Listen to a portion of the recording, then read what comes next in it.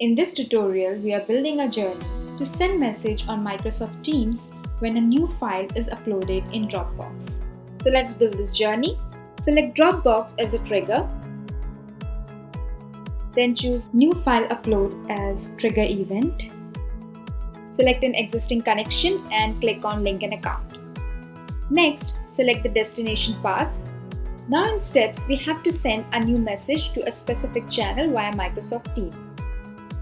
Select Microsoft Teams.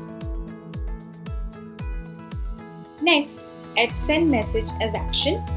Again, select an existing connection and click on Link an account. Next, select Team, Channel, provide message with name and link using Dropbox App Data Tree.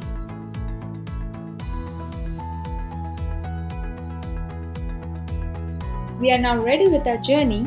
Click on Save Changes and Start Journey. To check the output, let's go to Dropbox, upload a file,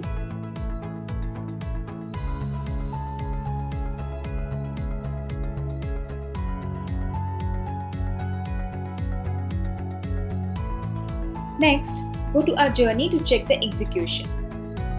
Yes, it is executed successfully. Now let's go to Microsoft Teams. We can see the file uploaded added in Teams.